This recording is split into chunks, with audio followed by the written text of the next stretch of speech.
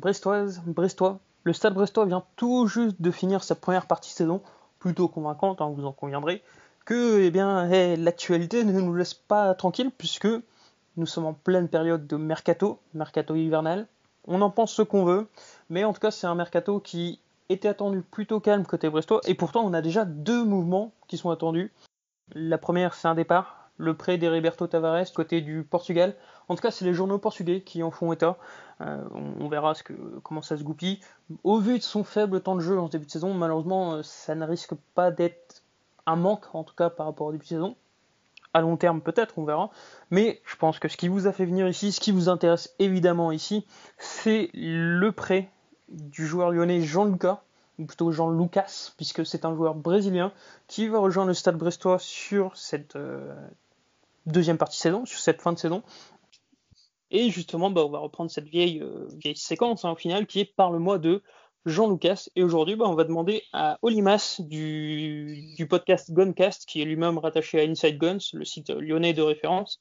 Donc, un peu de nous raconter qui est Jean-Lucas. Olimas, bonjour et merci de nous accorder un peu de ton temps.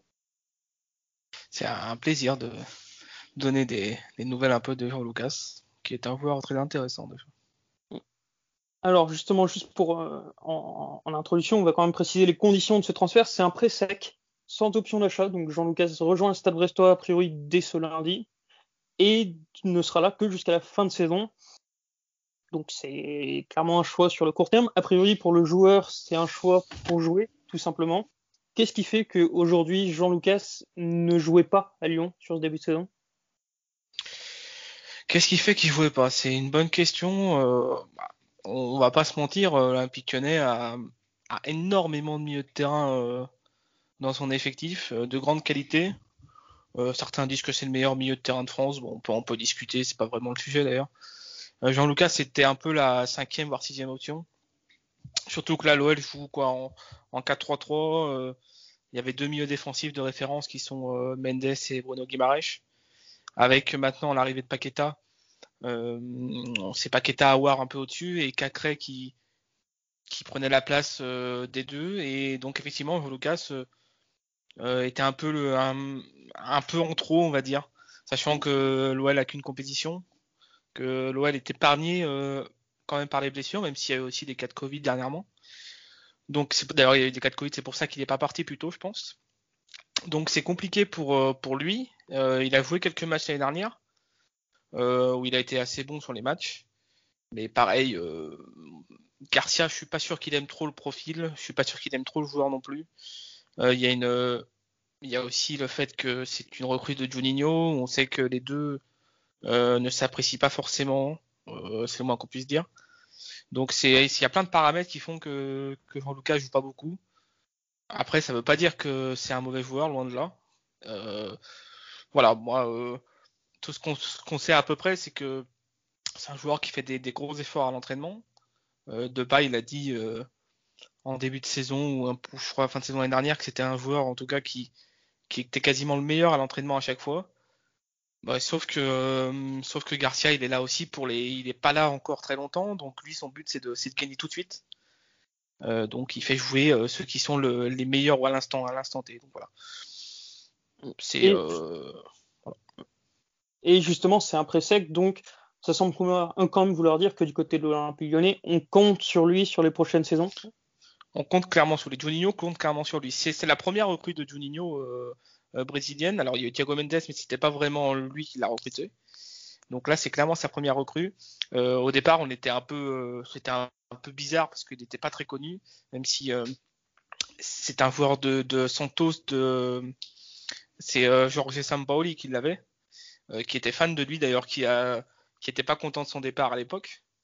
Et donc voilà, il a rejoint l'OL. Ça n'a pas été simple non plus parce qu'il y a l'acclimatation, même s'il y a pas mal de Brésiliens. Mais voilà, l'OL compte sur lui. Il espère. Je pense que le club espère qu'il va jouer beaucoup à Brest. Alors après, ça dépendra aussi de son comportement, de sa façon de voir, de sa façon de jouer et aussi de la concurrence, parce qu'il y a quand même une concurrence à Brest, c'est pas rien. Donc voilà, je pense que c'est plus intéressant pour lui d'aller à Brest que d'aller à Nantes. Voilà. Effectivement, puisque Nantes était l'autre candidat sur ce poste. On va peut-être passer au profil du joueur en soi. Il faut savoir que Jean-Lucas est un peu reçu comme le remplaçant, au moins à court terme, d'Ibrahima Diallo, qui est parti quasiment dans les dernières heures du mercato côté brestois. C'est un profil vraiment très défensif. Est-ce que c'est également le cas de Jean-Lucas, où on a un joueur peut-être plus offensif, plus technique? Je pense qu'on a un joueur plus offensif. Alors après, il n'est pas avare d'efforts défensifs non plus. Je crois que vous jouez en 4-4-2 à plat, il me semble. C'est Même ça. si effectivement, c'est quand même l'équipe qui joue bien Brest en Ligue 1, donc c'est des joueurs qui bougent énormément durant le match. Mais oui, c'est quand même un profil un peu plus offensif. D'ailleurs, à Lyon, il est rentré quelques fois ailier droit, alors peut-être plus en sorte de bouche-trou qu'autre chose, mais il est souvent rentré ailier droit pour amener sa polyvalence et aussi un peu défendre, parce que c'est un peu Rudy Garcia quand il aime bien avoir des joueurs qui défendent sur les côtés. Donc ouais, c'est un profil un peu plus offensif, assez technique, comme un peu tous les Brésiliens, assez joueur aussi. Il est capable de faire le geste des fois un peu de trop. Après, il a progressé quand même en arrivant en Ligue 1. Donc non, son profil est intéressant à voir comment ça peut se passer à Brest. Et ce serait quoi son gros point fort selon toi? Je pense la percussion, j'ai envie de te dire que c'est peut-être plus un milieu box-to-box qu'autre chose. Il a aussi une bonne frappe. Alors, je sais que l'année dernière en coupe, par exemple, il a marqué contre Brest. Oui. Une frappe de 20-25 mètres. Il a récidivé contre Toulouse aussi. Donc, c'est des frappes de loin. Il a une bonne qualité. Ça, faut le noter. Voilà. Après, je pense pas que ce soit un crack. C'est un joueur jeune, par contre. Donc, qui va se développer. Qui a une bonne mentalité. Aussi, il faut le noter. Donc moi je pense qu'il peut faire du bien à Brest et je pense même qu'il peut devenir titulaire après c'est toujours la même chose, tu arrives dans une équipe qui marche plutôt bien, qui joue plutôt bien, donc c'est pas simple de s'imposer, il aura de la concurrence mais il a le talent aussi pour faire et pourquoi pas bouleverser peut-être la tactique, je sais pas comment Dalloglio va l'utiliser, hein, ça c'est autre chose. Tu le sentirais plus à l'aise dans un milieu à 3, toi, peut-être? Ouais, je dirais que c'est peut-être plus comme ça qu'il peut jouer. Après, dans une sorte de double pivot avec un joueur peut-être plus travailleur, un peu plus défensif. Je sais pas, c'est compliqué. Je l'ai pas vu, on n'a pas vu non plus beaucoup hein, à l'OL. Hein. C'est pas le joueur qui a le plus joué, mais ouais, peut-être dans ce style-là. Après, il peut même jouer peut-être un peu plus haut en sorte de deuxième attaquant. Il a déjà évolué comme ça un peu à Lyon aussi. Hein. Bon, bah, après, si Brest, j'ai l'impression que Brest le suit depuis un petit moment. Ça date pas de ce mercato-là. Donc Non, je me dis que voilà, on avait essayé effectivement sur le dernier mercato. voilà. Euh, Peut-être au-delà des points forts, si aujourd'hui il ne s'impose pas dans l'esprit de Lyon, c'est aussi qu'il y a des points faibles. Ça serait quoi, à ton avis, sa plus grande faiblesse aujourd'hui? Ça plus grand faiblesse. Moi, comme je t'ai dit tout à l'heure, il y a surtout un problème de relationnel avec Garcia. Alors, c'est un problème entre Garcia et Juninho, qui fait qu'il y a pas mal de Brésiliens qui sont pas mis à l'écart, mais c'est un peu plus compliqué. Donc, après, les points faibles, qu'est-ce qui pourrait les points faibles? Je sais pas, je pourrais pas te dire comme ça. Ce serait plutôt le côté défensif, effectivement, mais c'est comme tout, pas mal de joueurs brésiliens. C'est peut-être des fois, alors à l'exception de Paqueta à l'OL qui est un vrai chien sur le terrain, mais c'est peut-être des joueurs qui des fois en font un petit peu trop, veulent peut-être un peu trop amuser la galerie, mais j'ai pas décelé de joueurs, j'ai pas décelé plutôt de qualité, de défauts incroyables, comme il n'a pas non plus de qualité incroyable non plus, parce que autrement il serait peut-être titulaire à l'OL, donc voilà, mais c'est un joueur qui progresse aussi, il est jeune, donc ça, je suis confiance en lui. Et justement, si on finit juste sur le profil, il va remplacer un joueur dont l'une des grandes qualités, c'était la conservation du ballon. Tu penses que lui, il peut le faire? Il a le corps, l'intelligence de jeu pour faire ça? Oh oui, je pense, ouais. Ouais, ouais, conserver le ballon, il y a pas trop de soucis. Sur les quelques minutes qu'on a vu cette saison, quand il est rentré, il a tout de suite été dans le tempo. Peut-être que effectivement, au début, il aura peut-être un peu de mal parce que il va peut-être avoir des plus grosses minutes, donc il y a l'adaptation, mais c'est un joueur qui a du ballon, qui n'hésite pas à conserver, qui a une bonne qualité de passe aussi, une bonne qualité de frappe, on l'a dit, mais il sait conserver le ballon, ça, il n'y a pas de souci. Il montre l'entraînement. Donc voilà, après, ça, on verra bien plus tard. Hein, ce sera à Dalloglio de bien utiliser. Ou voilà. Et peut-être juste pour finir, c'est une question un peu rituelle qu'on pose pour chaque recrue. Physiquement, est-ce que c'est un joueur qui a un antécédent niveau blessure ou a priori non, il est tranquille, on ne devrait pas avoir de blessures récurrentes en tout cas avec lui? L'OL, il me semble pas qu'il ait eu des blessures. Je m'en souviens pas même pas forcément une blessure. Là, comme ça, j'ai pas en tête.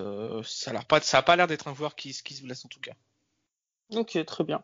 Peut-être juste avant, pour conclure, qu'est-ce que tu lui souhaites, lui, à Jean-Lucas, un certain nombre de buts, un certain nombre de matchs? Je lui souhaite de jouer déjà. Je pense que s'il vient à Brest, c'est pour jouer. Alors, ce sera pas simple au début, mais voilà, c'est jouer clairement. De revenir à Lyon avec avec des objectifs. Ou éventuellement, si peut-être qu'il va se sentir bien à Brest aussi. On n'est pas à l'abri de ça. Hein, je veux dire, en absolu. Pourquoi pas continuer à Brest plus tard. Hein. On ne sait pas ce qui va se passer à la fin de saison de l'OL. Il va y avoir beaucoup de chamboulements, donc pourquoi pas lui voudra rester à Brest si ça se passe bien. Mais j'espère qu'il aura du temps de jeu, peut-être des buts. C'est un joueur qui peut marquer des buts. Il a déjà fait à l'OL. Il en a marqué 3 en 25 matchs. Et en plus, 25 matchs où souvent il a rarement été titulaire, donc il rentrait. Donc voilà, moi je lui souhaite surtout du temps de jeu et pourquoi pas 3-4 buts dans la saison, dans cette fin de saison. 3-4 buts donc pour Jean-Lucas, ça serait très bien tant pour le joueur que pour l'effectif brestois. Un effectif brestois qui est donc désormais plus complet au moment d'aller aborder les prochains matchs. Le prochain match justement, ce sera une réception du voisin, le Stade Rennais, déjà, puisque ça fait pas si longtemps que ça qu'on les a joués. Pour vous en parler, on se retrouvera dans le format habituel qu'on a un peu délaissé sur les dernières semaines, puisque avec semaine à 2 matchs, c'était assez compliqué. Mais on se retrouvera donc normalement dès ce jeudi avec Quentin et Fanche pour évoquer la réception de Rennes, mais aussi pour revenir assez généralement et assez rapidement sur la première partie de saison du Stade Brestois. Donc on se dit à ce jeudi, Kenavo et allez Brest. Allons sur le quai Guédon, devant le petit pont, chanter la chanson. Le branle-bas de la croisière et dans la blanche baleinière. Jean-Boué, notre brigadier, son bol est caplé un peu sur le côté. Me rappelle mon bâtiment, c'était le bon temps, celui de mes 20 ans.